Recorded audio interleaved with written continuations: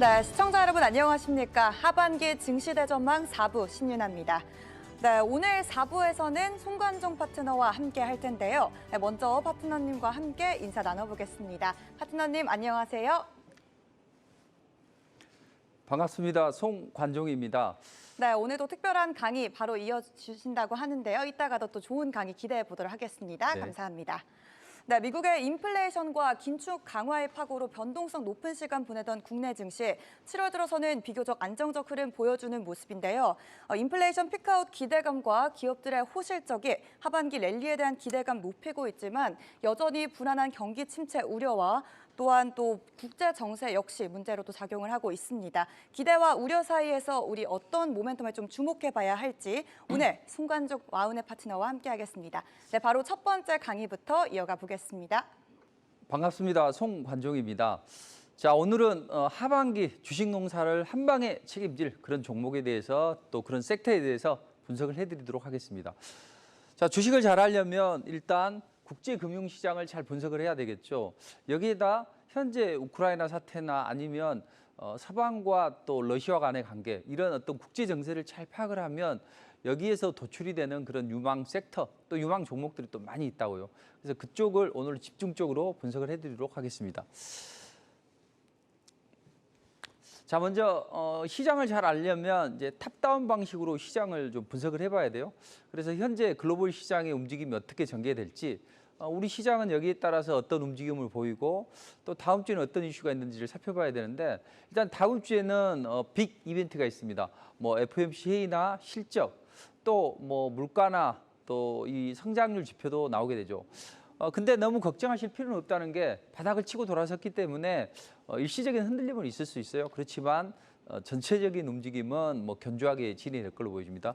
먼저 FOMC 회의를 보면 최근에 뭐 크리스토퍼 월러나 또는 제임스 블러드 이런 강성 매파들이 1% 금리 인상하는 것은 너무 우리 경기를 좀 흔들 것 같아. 그래서 0.75%포인트 정도 금리 인상이 적정할 것 같다. 이런 이야기를 했기 때문에 FOMC 회의에서 금리 인상하는 건 큰 문제가 안 돼요.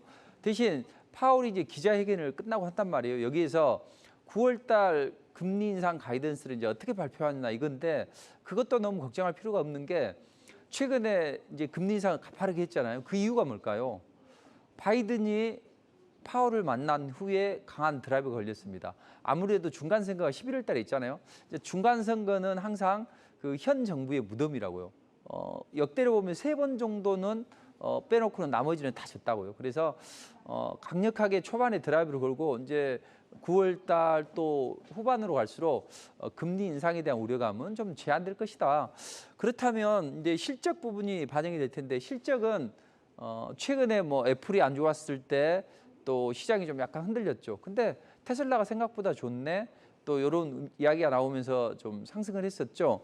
다음 주에는 이제 애플이나 MS, 아마존 이런 빅테크 기업들도 실적 발표를 하고 여타 기업들도 실적 발표를 해요. 그래서 175개 기업이 실적 발표를 하는데 시장 예상치는 긍정적으로 돌아가고 있습니다. S&P 500 기준으로 75.5%가 시장이 예상하는 것보다는 실적이 좋아지고 있다. 그러니 실적 부분에 대해서는 뭐 민감해 할 수는 없어요. 다만 이제 애플이 최근에 일부 사업 부분을 정리를 한다고 했죠.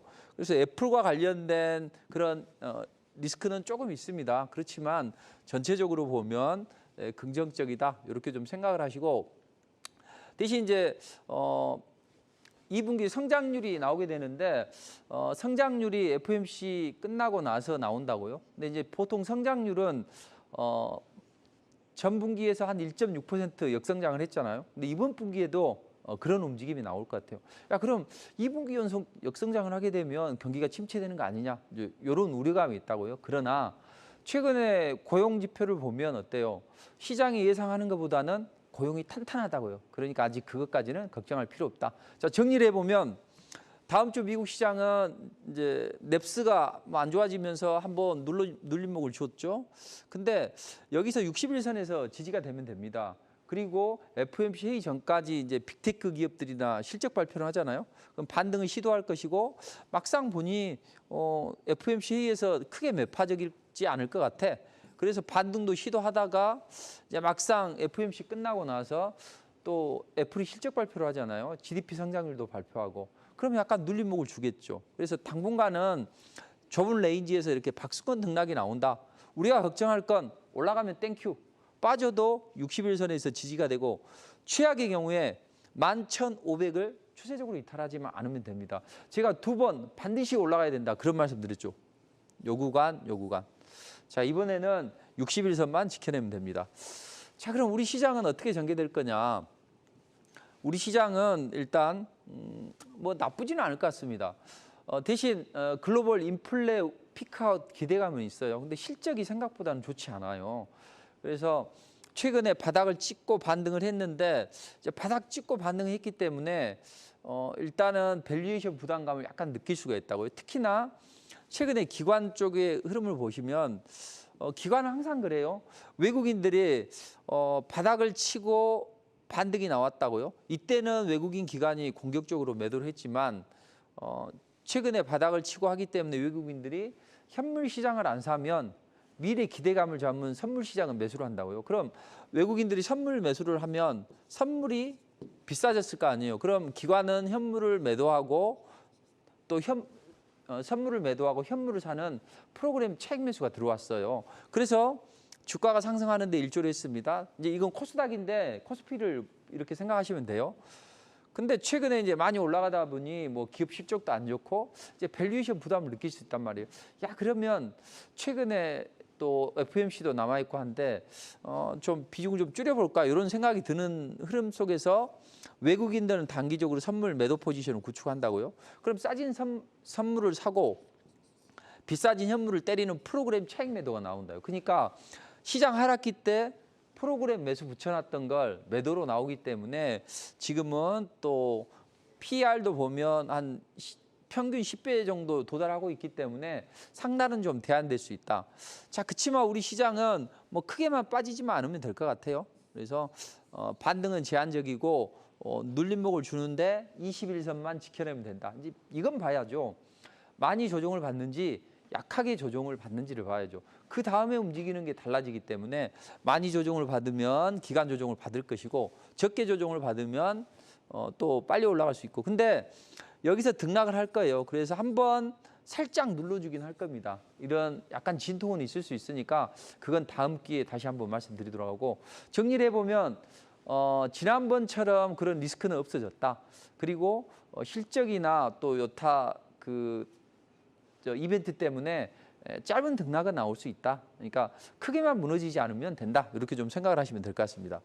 자, 그럼 우리는 이런 흐름 속에서 어떤 대응을 했습니까? 과연 얼마 전에 여러분들은 시장 급락이 나왔을 때 움츠러들었어요? 아니면 적극적으로 매수를 했습니까? 제가 지난 6월 25일 날 국고처에서 위기는 기회다 이런 말씀하면서 중국인들은 위기를 쓸 때 횡으로 쓴다, 종으로 쓴다. 그래서 위험과 기회의 요소가 공존한다. 여러분들은 어떤 걸 선택할 것이냐 이런 질문을 던졌었죠. 적극적으로 시장을 해야 된다. 우리가 애쓰고 농사를 지어놨는데 갑자기 태풍이 휩쓸고 가요. 그러면 어떤 분들은 소주를 마시고 또 한탄하고 하겠지만 어떤 분들은 두 팔을 걷어붙이고 쓰러진 벼를 다시 묶어서 세운다는 이야기죠. 그렇다면 하는 방식에 따라서 어떤 분은 그냥 빈곤에 휩싸일 수 있고 어떤 분은 나중에 만석군이 될 수 있는 기틀을 마련한다고요. 그래서 지금은 너무 움츠러들 필요 없다. 적극적으로 두 팔 걷고 시장에 참여를 해야 된다. 근데 잘 하셔야 될 게 내 종목이 이제 조정을 받았어. 조금만 올라가면 본전이 되거나 내가 원하는 만큼은 올라올 수 있을 것 같아. 근데 이게 올라오더만 해. 짜증나. 이런 생각을 하는 경우가 많이 있을 거예요.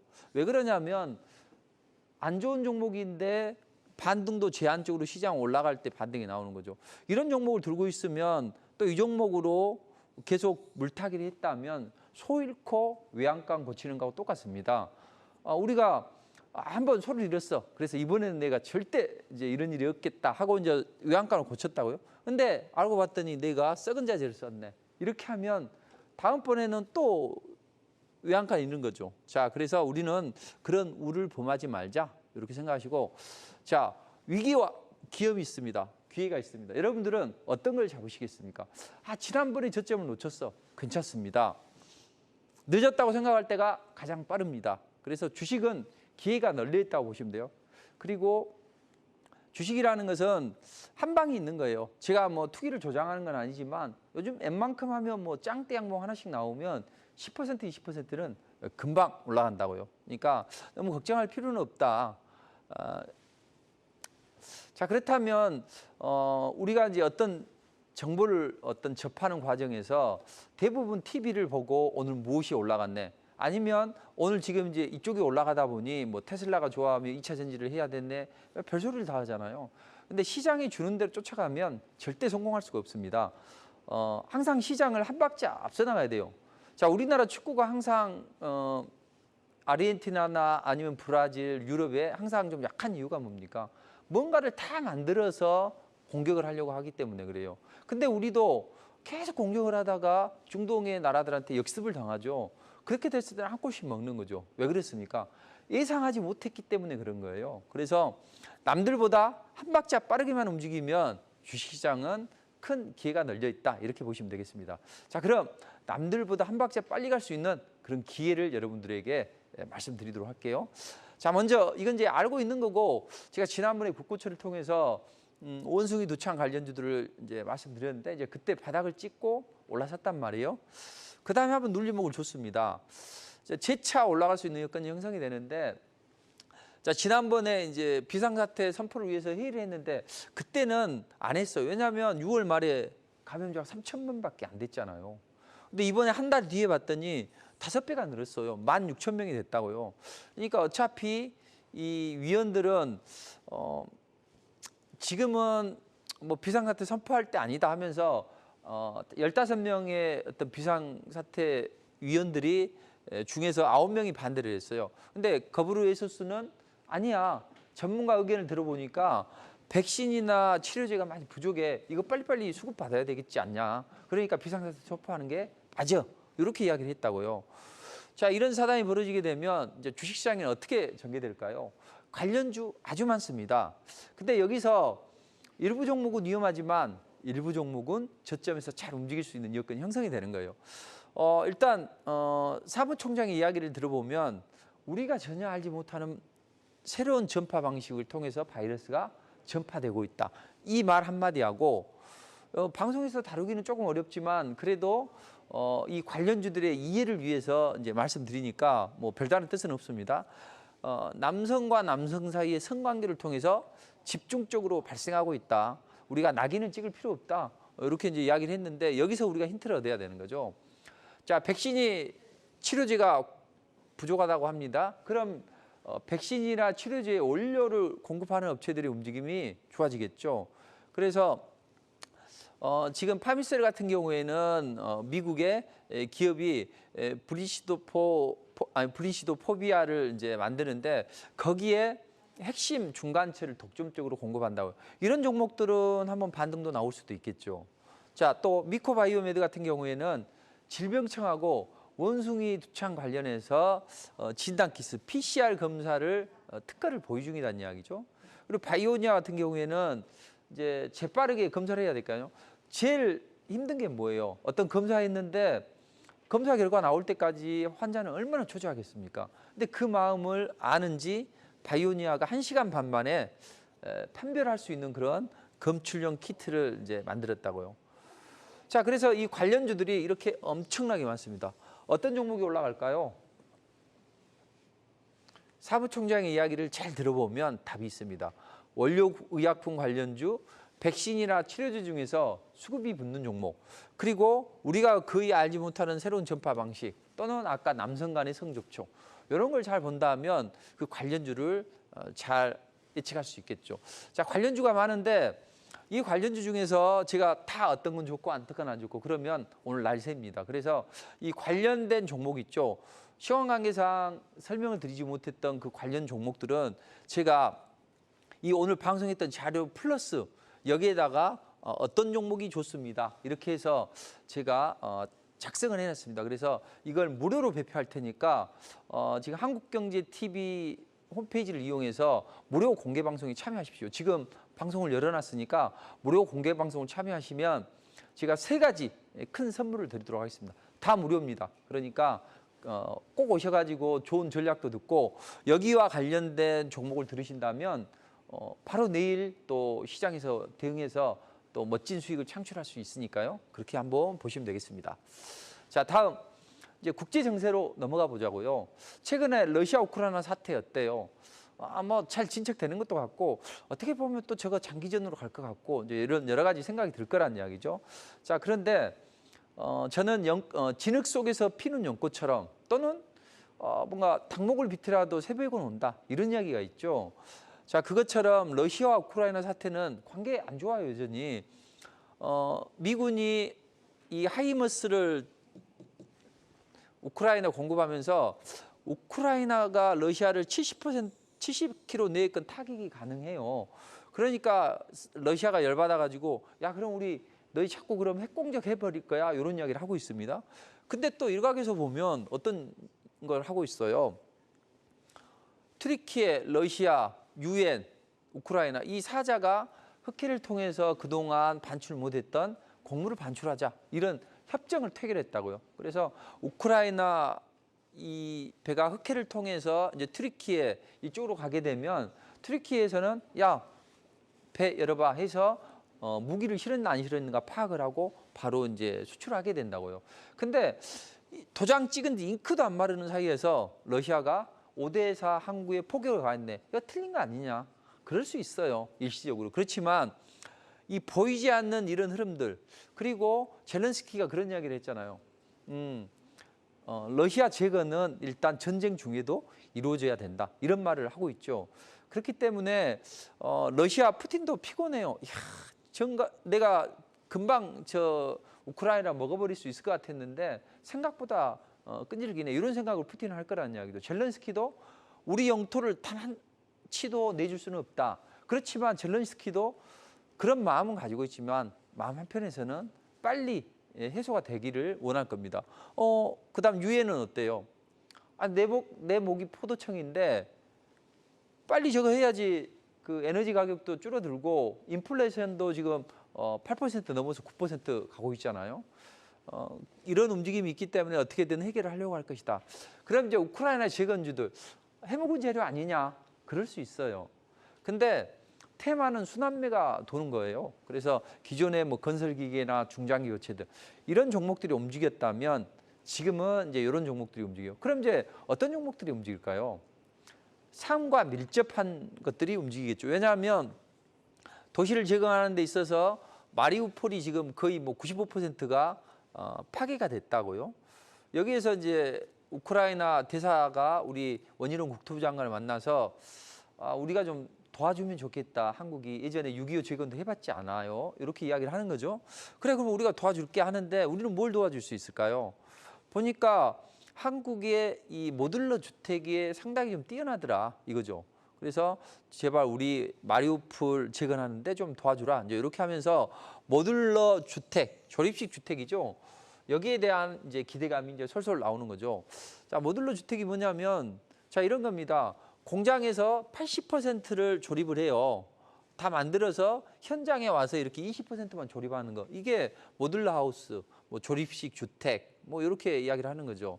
자, 이 모듈러 주택이 예쁘게 포장을 하면 이렇게 예쁜 학교가 지어집니다. 부산에 있는 학교인데 이런 것이 지어진다고요. 자, 그렇다면 이런 상황은 지금 우크라이나 사태에 딱 맞다. 왜냐하면 언제 폭격이 날아들지도 모르고 또 언제 혹한의 겨울이 다가올지도 몰라요. 그런 상황에서는 이렇게 미리 제작해 놓은 모듈러 하우스가 큰 장점을 보일 수가 있다.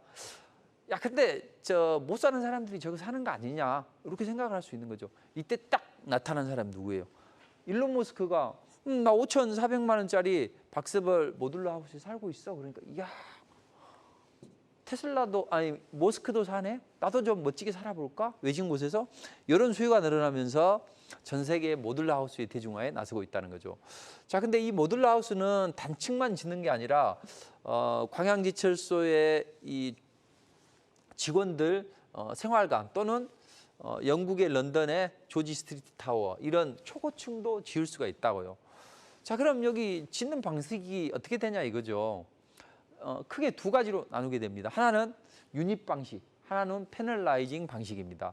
유닛 방식은 이 유닛 박스를 이제 그 공장에서 조립해서 현장에서 조립을 하는데 여기에 그게 들어가요. 이 골조가 들어가요. 그래서 고층 건물에 유리합니다. 대신 비싸겠죠. 근데 패널라이징 방식은 우리 뭐 샌드위치 패널이네 무슨 패널이나 이런 거 있죠. 막 패널 많이 가가지고 현장에서 뭐 뚝딱뚝딱 이렇게 짓는 거. 이게 바로 패널라이징 방식이죠. 이건 뭐예요? 우리 샌드위치 패널이나 이런 패널 쓰는 이유는 뭡니까? 단열 효과가 높잖아요. 그리고 가볍잖아요. 배로 싣고 가가지고 현장에서 빨리빨리 만들어야죠. 이 골조 있는 유닛 방식은 어렵다는 이야기죠. 다만 나중에는 유닛 방식이 주도가 되겠죠. 그래서 북한의 결핵 환자들 치료 병동이 이건데 이런 게 바로 패널라이징 방식이다. 이렇게 생각을 하시고 이제 국내에서는 관련 기업들이 이렇게 많습니다. 어떤 종목이 수혜를 받을 수 있을까요? 뭐 보면 샌드위치 패널을 만드는 업체도 있고 알루미늄 패널이나 아니면 데크 플레이트 또는 뭐 블록을 만드는 업체들도 수혜주라고 합니다. 잘못 들어가게 되면 물릴 수 있지만 좋은 종목은 딱 한두 종목 압축이 되어 있다고요. 그래서 진짜 수혜주는 제가 아까 말씀드렸듯이 진짜 수혜주는 이제 제가 자료를 만들어서 여러분들에게 무료로 배포를 할 테니까 오늘 무료 공개 방송에 꼭 참여하시기 바랍니다. 잠시 후에 11시부터 진행을 하도록 하겠습니다. 자, 그럼 여기 우크라이나 재건주 플러스 최근에 보면 철도 관련주들도 움직였죠. 철도 관련주들도 괜찮아요. 기간 조정을 받고 움직이겠죠. 그동안에는 뭐 대북 관련주로 해서 각광을 받았잖아요. 근데 그런 모멘텀이 사라들었기 때문에 이제 이런 부분이 어떤 모멘텀으로 자극이 될 수가 있는 거예요.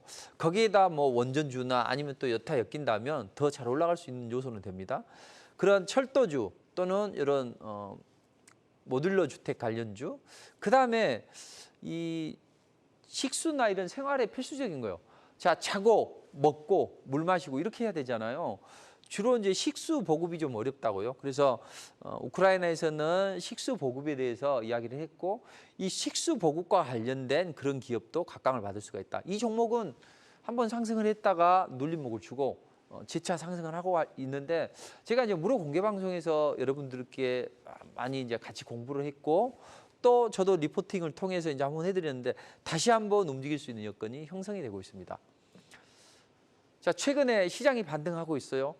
삼성전자, SK하이닉스 아니면 2차전지 따라갔더니 또 다음 주 월요일 날 또 시장이 안 좋아지네.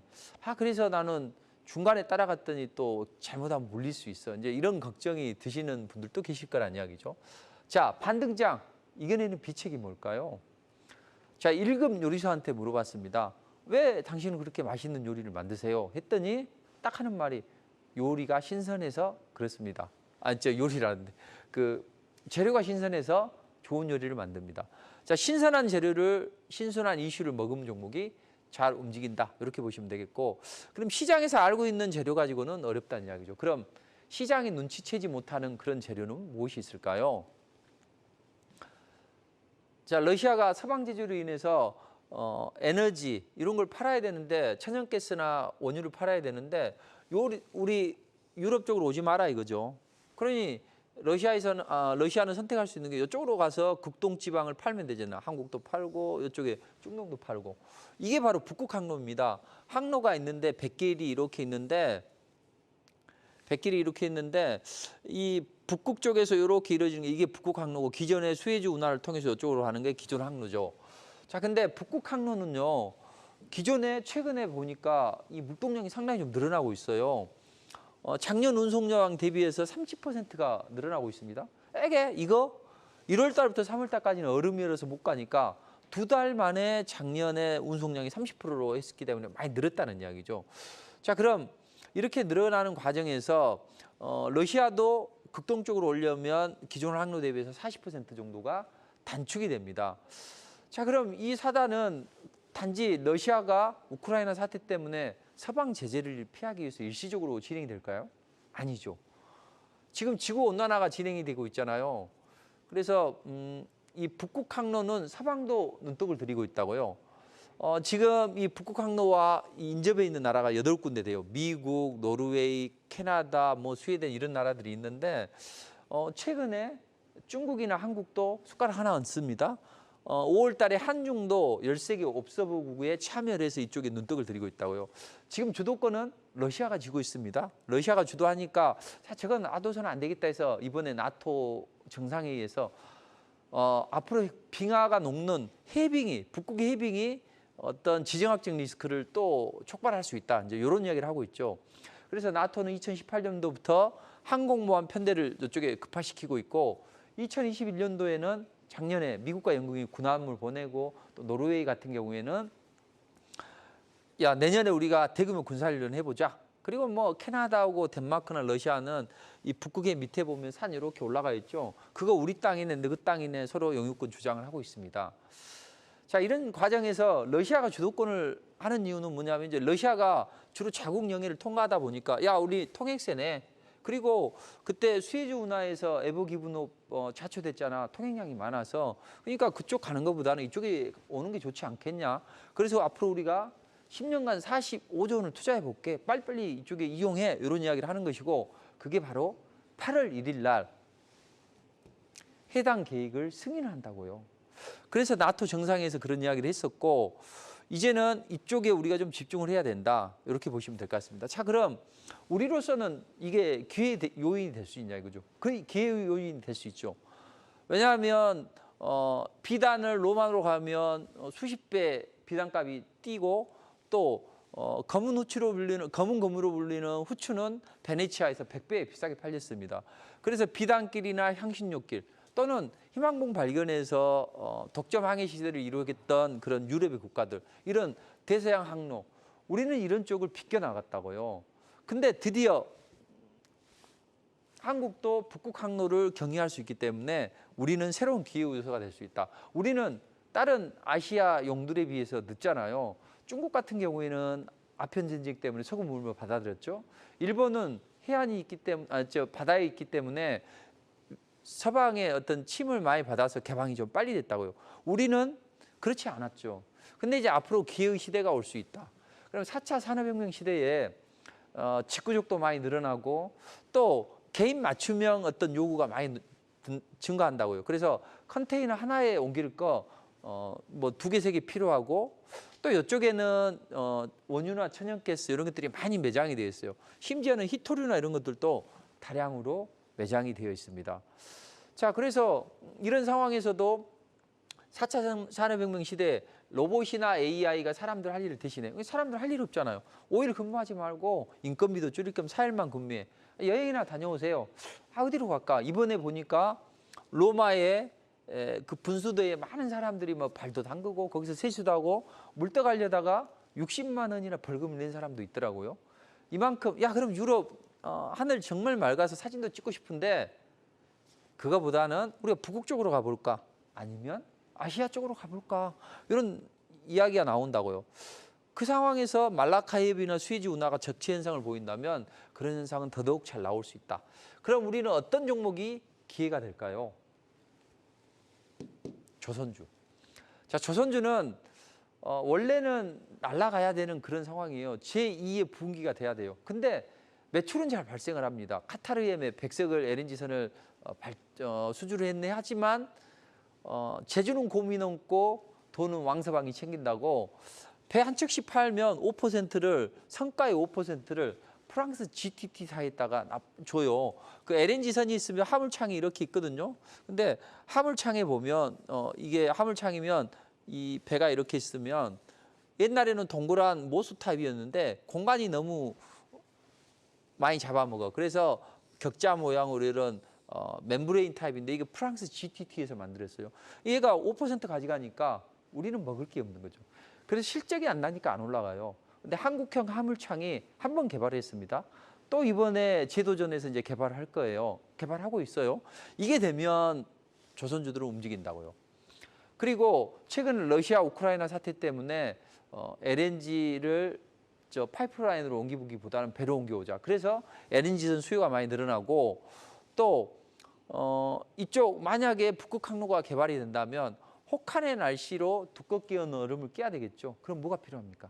세빙선이 필요하잖아요. 그래서 세빙선도 필수고 이렇게 해서 조선주는 앞으로도 바닥을 찍고 앞으로 한국형 화물차항 이야기가 나오게 되면 그때는 랠리가 나올 수 있다. 그래서 조선주는 믿져봐야 본전이다. 그래서 중장기 투자하면 아주 좋다. 이렇게 보시면 되겠습니다. 조선주 중에서 다 좋냐?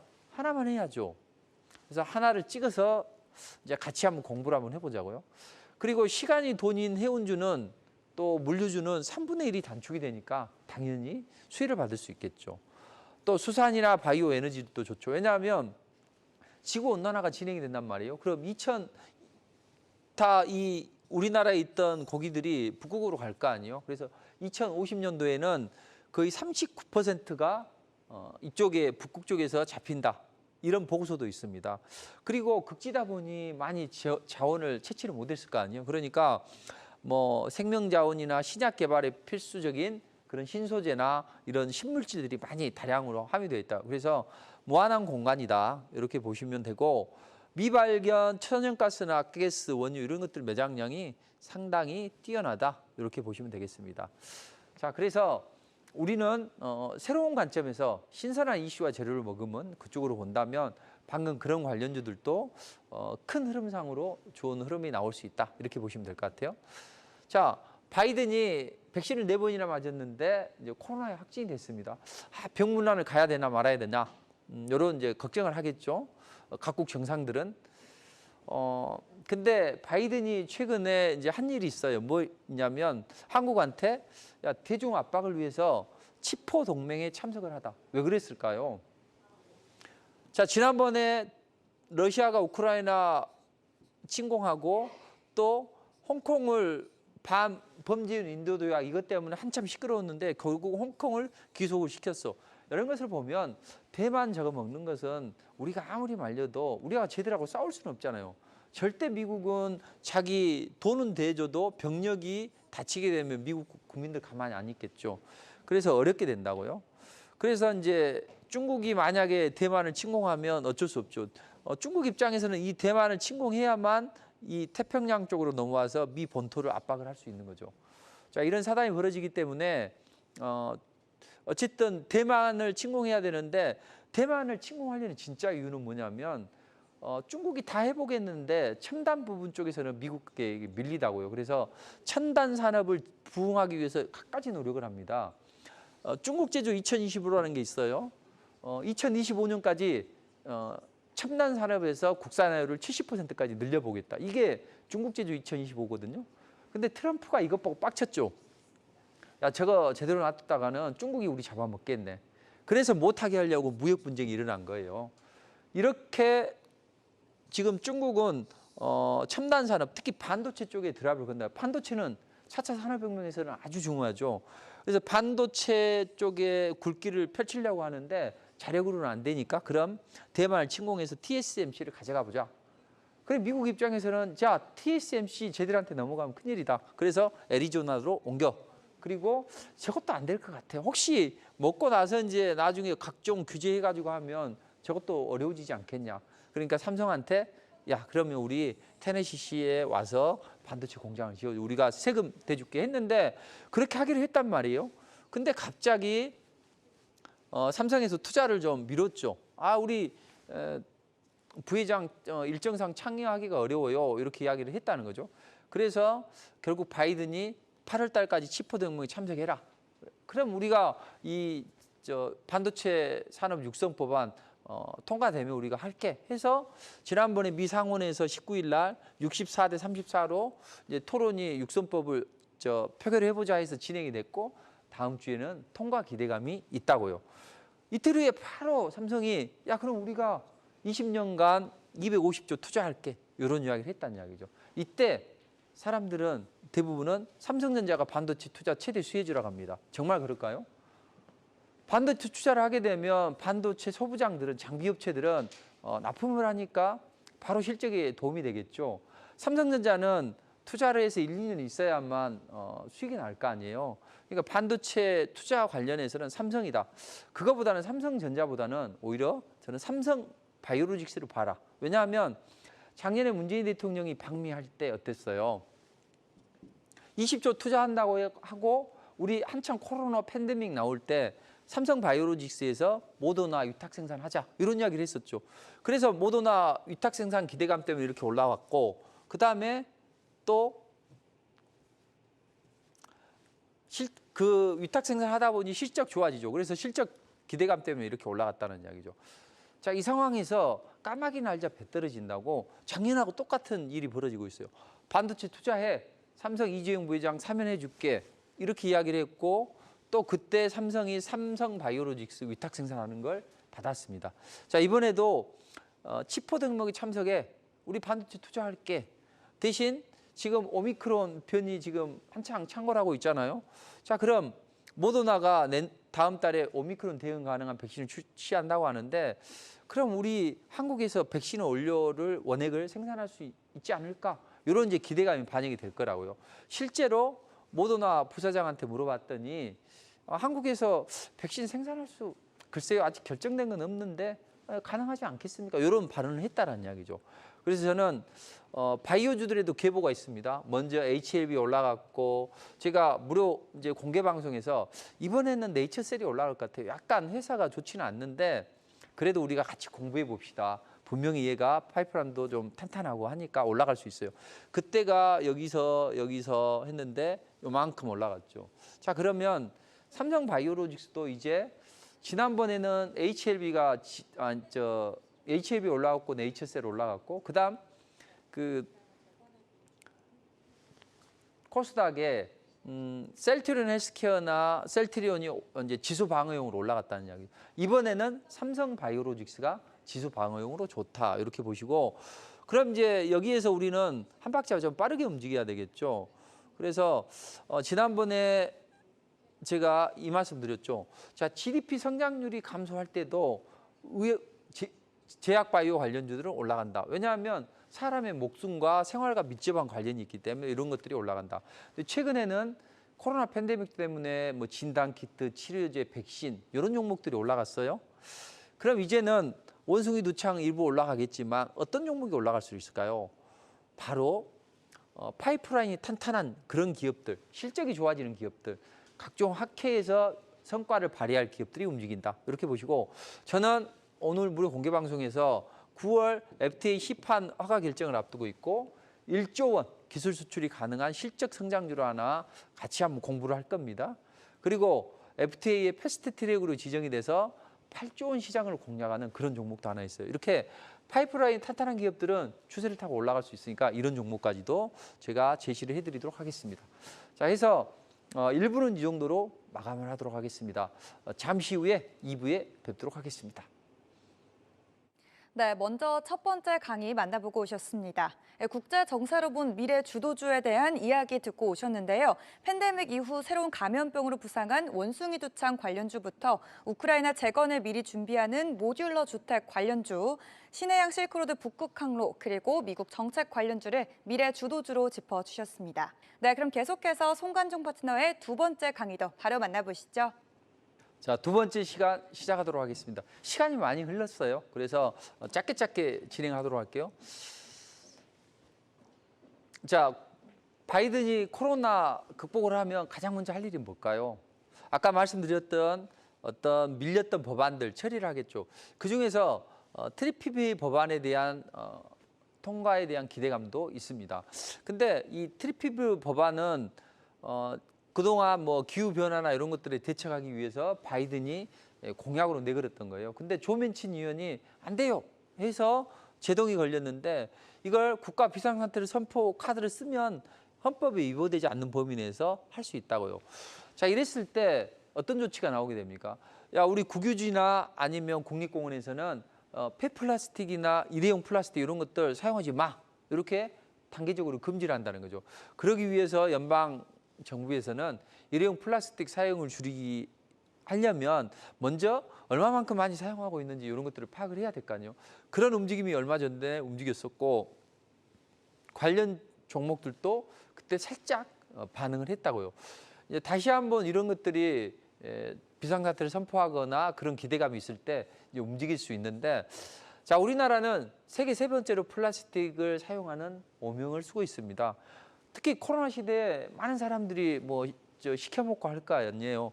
그런 분해되지 않는 플라스틱이 엄청 쌓여서 앞으로는 해양 생태계를 파괴하고 또 땅에 묻어도 썩는데 500년이 걸린대요. 그러니까 앞으로는 이제 전 세계가 이쪽 플라스틱을 되도록이면 사용하지 않고 생분해되는 플라스틱 이런 것들을 사용한다고요. 그래서 코카콜라나 기타 여러 나라들도 규제를 하고 이런 쪽에 드랍을 걸고 있습니다. 자, 우리 새 정부에서도 이런 생분해 폐플라스틱 정책을 진행을 하고 있습니다. 그래서 관련 기업들이 뭐 LG화학이나 롯데케미칼이나 SK케미칼 이런 석유화학 관련주로도 좋은 움직임이 나올 수 있지만 저는 그거보다는 개별 재료들이 잘 움직인다고요. 그래서 생분해성 플라스틱 시장에 선제적으로 진출한 기업이 있습니다. 이런 기업은 기득권이라고 하죠. 선점 효과를 누릴 수 있다고요. 자, 그것 때문인데 외국인 기관들이 최근에 지난 주말에 집중적으로 매수를 했다고요. 그래서 만약에 바이든이 코로나를 극복하고 어떤 국가 비상사태를 에너지 부분에서 신청을 한다, 기후 쪽에서 선포를 한다면 관련 모멘텀으로 해서 움직일 수 있습니다. 자, 이것은 종목이 많지 않아요. 한두 종목이라고요. 그래서 이것은 제가 무료 공개 방송에서 자세하게 같이 공부를 해보도록 하겠습니다. 그리고 시간이 없는 분들 있죠. 내일 아침에 직장에 출근하고 또 사업을 하려고 새벽부터 일어나야 되는 분 있죠. 자, 이런 분들은 괜찮습니다. 바로 무료 공개 방송에서 제가 바로 다운받고 주무시면 돼요. 그래서 무료 공개 방송에서는 무료로 3가지 빅 이벤트 선물을 드리는 거예요. 왜냐하면 오늘은 사실은 대강연회잖아요. 원래는 저 대강연회에서 해야 되는데 오늘 TV에서 진행을 하고 있고 제가 한국경제TV 전문가들 중에서 상반기에 1위를 했다고요. 그래서 그 기념으로 뭔가 투자자들에게 드릴 만한 게 없을까? 그래서 3가지 빅 이벤트를 하니까 꼭 참석하셔서 얻어가시기 바랍니다. 자, 기후위기 구원투수는 누구로 나설 수 있습니까? 바이든이 나설 수 있을까요? 바로 스마트 시티가 대안이 될 수 있습니다. 그래서 스마트 시티에 대해서 일부에서는 제4의 물결이라고 표현을 하기도 합니다. 뭐 지구 온난화가 진행이 되고 있고 그로 인해서 지금 미국 보세요. 또 유럽 보세요. 그냥 뜨거워서 난리도 아니죠. 자, 이때 구원투수로 나왔을 수 있는 게 바로 스마트 시티 붐이다. 그러니까 제한된 에너지를 가지고 효율적으로 도시를 가동하자는 거죠. 이게 바로 스마트 시티잖아요. 기존 도시에다가 ITC 기반의 플랫폼을 구축을 해서 도시 문제를 해결해 보자. 이를테면 도시에서 한 도시가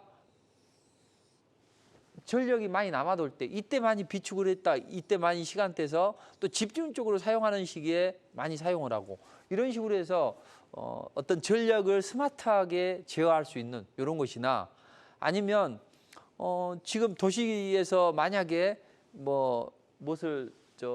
농장에서 뭘 한다든지 아니면 축산물을 이용한다든지 뭐 이렇게 되면 냄새도 나고 여러 가지 문제가 있겠죠. 근데 깨끗한 이런 수경 재배를 한다든지 이런 어떤 농장이나 물류기지로 활용한다면 그 또한 스마트 시티의 하나의 일부가 되겠죠.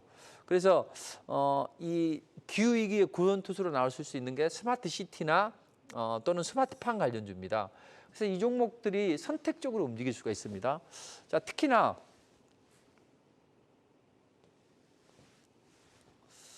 지금 전 세계가 폭염으로 몸살을 앓고 있어요. 이 부분 보시면 분수에 발 담그고 머리 싸매고 있잖아요. 얼마나 더우면 저 고통이 느껴지는데 자, 우리도 폭염이 이제부터 올 수가 있다고요. 이제 장마가 그치고 폭염이 오고 있습니다.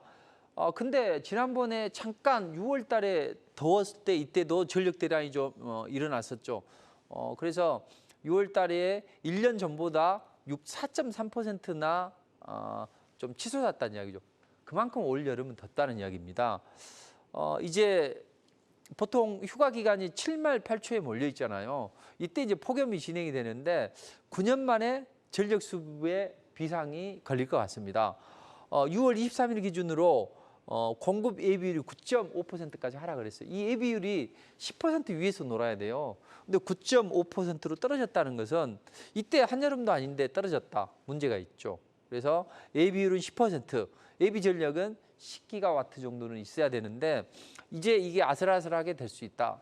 그렇다면 지금 스마트 시티가 뭐예요? 결국은 사우디아라비아가 네옴시티를 지으려고 하는 그런 것이 바로 스마트 시티죠. 우리 정부에서도 이쪽에 드랍을 걸고 있습니다. 한국형 스마트 시티를 11개국에 수출을 하려고 하고 있죠. 여기에 관한 수혜주는 어떤 종목이 될 수 있을까요? 그리고 스마트 그리드 핵심 설비로 최근에 이제 블랙아웃 이야기가 나오죠. 블랙아웃은 나오기가 좀 어렵지만 조금만 더우면 이제 예비 전력이 떨어지고 블랙아웃에 대한 우려감을 이야기를 할 거라는 이야기죠. 여기에다 해외로 한국 수출형 스마트팜을 구축을 해서 MOU를 체결한 기업도 있습니다. 자, 이런 기업들은 시장의 어떤 흐름에 크게 연동이 되지 않고 움직임이 나올 수 있겠죠. 그래서 네옴시티를 포함한 스마트 시티 관련주, 스마트 그리드 관련주, 그다음에 스마트팜 관련주들 이런 종목들도 시장에 좋은 흐름이 나올 수 있고 스마트 그리드 관련주들은 이제 7말 8초에 한번 움직이고 한번 움직이면 강하게 움직일 수 있죠. 이건 뭐 앞으로 명확 가능한 일이죠. 전력이 부족하고 또 블랙아웃에 대한 우려감 이런 게 있기 때문에 잘 보시면 좋겠습니다. 자, 여기에 관련된 기업도 잠시 후에 설명을 드리도록 하죠. 자, 인플레이션이 끝나면 성장주의 시대가 온다. 그래서 우리는 2차 전지를 봐야 된다. 왜? 은행 빚내서 기업을 돌리는데 빚 내고 나서도 성장이 나온다면 그런 섹터는 강하게 움직일 수 있죠. 그 섹터가 어디라고 했어요? 2차 전지. 2차 전지는 족보가 있다고요. LNF가 먼저 움직이죠. 지수 관련주기 때문에 에코프로 BM 시총 1위니까 에코프롬이 그 다음에 움직입니다. 같이 움직이기도 하고 그 다음에 움직이는 게 코스피, 코스모화, 코스모 신소재가 움직입니다. 그래서 코스모 그룹주들이 움직인다고 했죠. 제가 이런 하면서 지난주에도 이제 무료 공개 방송에 참여하신 분들께 국고치 끝나고 자, 이번에는 우리가 코스모화학에 대해서 공부해 보시죠. 왜냐하면 지금 코스모화학이 이렇게 폐배터리 산업이나 이런 쪽에 드랍을 걸고 있고 하기 때문에 얘가 움직인다. 그 다음에 움직이는 게 뭐예요? 바로 중소형주인데 어떤 종목이 움직일 수 있을까요? LG 에너지 솔루션이 일본의 이스지차에다 1조 배터리를 납품한다네. BMW가 원통형 배터리를 낙점했네. 뭐 종거트 배터리네. 이렇게 세아 메카니스, 상신 EDP, EV 첨단 소재 이런 종목들을 이제 같이 공부를 했다고요. 근데 이 한 종목 빼놓고는 이제 다 좀 움직이더라고요. 근데 이제 이런 종목들이 앞으로 또 눌림목을 주고 움직이면 더더욱 좋겠죠. 그래서 저는 그런데 저런 종목들은 올라가는데 좀 제한적으로 움직여요. 그래서 저는 이제 고객들에게 이제 매번 이제 리포트를 쓰는데 리포트에다가 자, 이제 테슬라가 한 9% 정도 상승이 나왔잖아요. 실적이 양호해서. 그래서 이번엔 지금 일부 업체들이 좀 테슬라를 잡기 위해서 이 캐나다 쪽에서 많이 이 부품을 조달하려고 해요. 그럼 국내 기업들 중에서 캐나다에 많이 수출하는 기업들이 움직이면 좋겠죠. 그래서 저는 그러면 폴라리스원이 그런 종목이니까 그렇게 좀 좋지 않을까 이런 이야기를 했었고 또 이 중소형주들이 움직인다면 우리 산업홀딩스나 이런 종목들이 움직이지 않을까 이렇게 이야기를 했었는데 항상 저는 그렇습니다. 여러분들께 권해드리고 싶은 것은 올라간 다음에 관심을 갖지 마시고 이슈와 재료를 먹은 상승 초기 종목을 본다면 훨씬 좋은 움직임이 나올 수 있다. 그렇다면 우리는 앞으로 이제 2차 전지는 지금은 약간 눌러줄 거예요. 근데 제가 계속 몇 주 전에도 이런 말씀 드렸죠.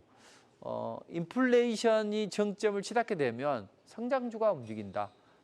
2차 전지. 그리고 GDP 성장률이 떨어질 때 움직이는 게 뭐냐? 바이오주. 그다음 이제 원전 관련주도 잘 봐야죠. 원전 관련주들이 요즘에 어떤 재료가 나와도 잘 안 움직입니다. 그렇지만 이제는 블랙아웃이나 아니면 이제 해외 수주 기대감이 많아요. 그래서 관련주들이 많이 움직일 수 있다고요. 당장 11월 달에 체코 두코바니 원전 수주, 그다음 폴란드 원전 수주, 그리고 또 헝가리, 사우디아라비아, 뭐 심지어는 필리핀까지 해외 수주가 엄청나게 줄줄이 대기하고 있다고요. 근데 어떤 종목이 움직일 수 있을까요?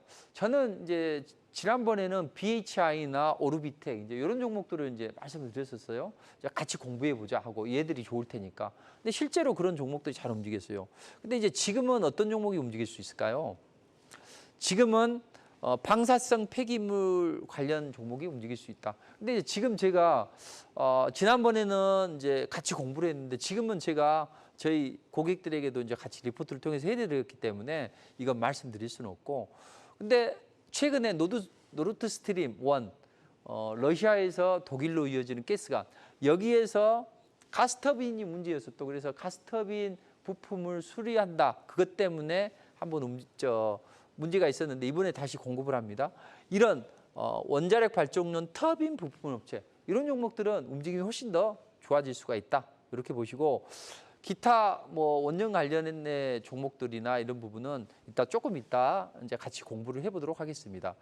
자, 그래서 최근에 제가 이제 여러 가지를 이제 많이 말씀을 드렸는데 지금 시간이 어느 정도 다 됐어요. 그래서 어떤 제가 방금 말씀드렸던 좋은 내용들에 관한 종목들 있죠. 이런 종목들을 제가 잠시 후에 무료 공개 방송에서 다 이 자료를 배포를 하도록 하겠습니다. 그러니까 직장 근무하셔야 되는 분, 사업가분들 또는 뭐 다른 분들은 다 이것만 받으시고 가시면 될 것 같아요. 그래서 오늘 방송 자료 종목이 담긴, 그리고 두 번째는 제가 기법 강의를 아주 잘합니다. 아주 쉽게 아주 잘 설명을 하는데 이 기법 강의 자료로 무료로 선정을 해서 좀 제시를 해드리도록 하고, 그다음에 어려운 시장이 진행이 되고 있어요. 그래서 또 무료로 여러분들께 체험을 할 수 있는 권한도 드리도록 하겠습니다. 그래서 제가 상반기 베스트 1위 기념으로 해서 이런 이벤트도 진행을 하니까 여러분들이 잘 됐으면 좋겠어요. 그런 뜻에서 이런 재료도 해드리니까 뭐 전혀 걱정하지 마시고 그냥 오셔가지고 이거 받아가시고 가시면 되겠습니다. 자, 다음 주 정말로 어려운 시장이지만 그래도 이슈와 재료를 먹는 상승 초기 종목을 공략한다면 정말 우리는 주식시장 해볼 만하다. 저도 그래서 시장이 안 좋고 다들 벌벌 떨 때 적극적으로 2차 전지나 아니면 각종 섹터들, 테마들 이렇게 제시를 해드렸는데 잘 대처를 하고 있습니다. 자, 다음 주 잘 대응을 하시고 나머지 방송에서 말씀드리지 못했던 종목에 관한 공부 또는 기타 이 부분은 지금 바로 방송 끝나고 무료 공개 방송에 참여하십시오. 무료 공개 방송은 한국경제TV 홈페이지로 오시면 돼요. 그래서 송관종 얼굴을 클릭을 하고 들어오시면 바로 열렸으니까 꼭 참석하셔서 좋은 전략 얻어가시기 바랍니다. 감사합니다. 네, 이렇게 송관종 파트너와 함께 국제정세로 본 미래 주도주 이야기 나눠봤습니다. 네, 그럼 하반기 증시대 전망 4부는 여기서 마무리하겠습니다. 시청해주신 여러분 모두 고맙습니다.